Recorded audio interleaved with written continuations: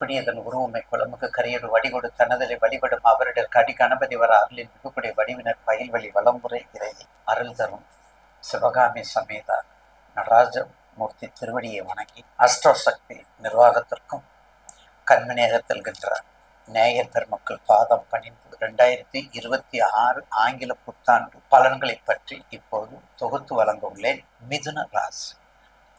மிதுனம் அறிவுக்கும் சித்திக்கும் புத்திக்கும் ஞானத்துக்கும் காலப்புருஷனுக்கும் 3. உங்க வீட்டுல குரு இருக்கிறாரு. உங்க வீட்டுக்கு 10ல் சனி, 9ல் ராகு. சனியாவது பரவாயில்ல, ராகு 9ல் அது யூஸ் இல்லை. 3, 6, 8, 11 தானே ராகு இருக்குன்னு சொல்லுவோம். ஆனா சனி உங்களுக்கு ரொம்ப ஸ்ட்ராங்கா இருக்காரு.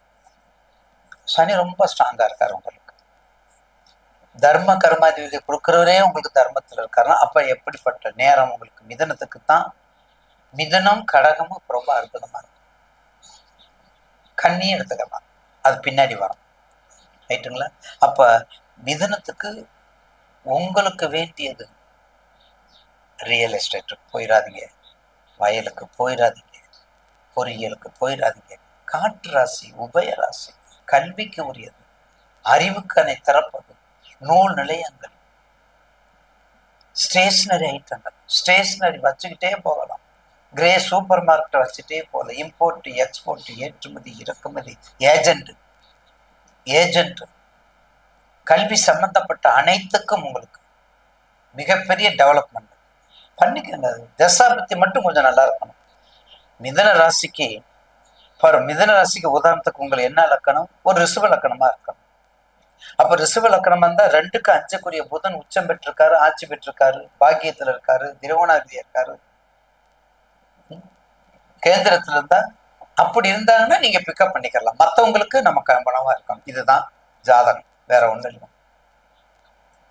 லக்னாதிபதியை வச்சுதான் உங்களுக்கு பேசு அப்டேட்ல கோச்சார பலன் இப்ப நாங்க சொல்லிட்டு வரோம்.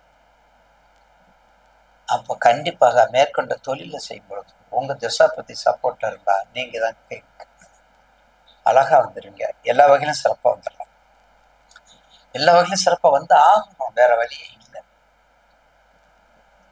ஆங்கில புத்தாண்டு நிச்சயமாக முதல்ல ஒரு 5 மாசம், ஜனவரி டு மே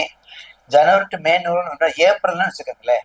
ஆனா ஏப்ரல்லையும் அந்த சித்திர பராபவ வருஷம் வருதுன்னு நினைக்கிறேன். அந்த வருஷம் வரையும் கவனமா இருங்க. வருஷப்பிறப்பு வந்துருச்சுன்னா குலதெய்வத்தை வழிபடுங்க, பிள்ளையார வழிபடுங்க, காலபைரவரை வழிபடுங்க.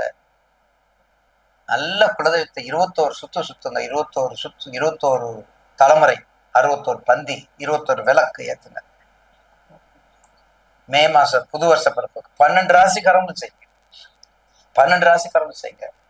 அப்படி செய்யும் பொழுது நிச்சயமாக ஒரு நல்ல பிராப்தம் கிடைக்கும், ஒரு உத்வேகம் கிடைக்கும். அதுல மாற்று கருத்து நிச்சயமாக. அதனால நிச்சயமாக மே மாசத்திலிருந்து கிட்டத்தட்ட அங்கிட்ட 6-7 மாசம் என்ன தொழில் கண்ணை மூடி செய்யுங்க. உங்க குலதெய்வம் பொறுப்பு, பிள்ளையார் பொறுப்பு, பைரவர் பொறுப்பு. அவ்வளவுதான். நாங்க பொறுப்புன்னு சொல்ல முடியாது.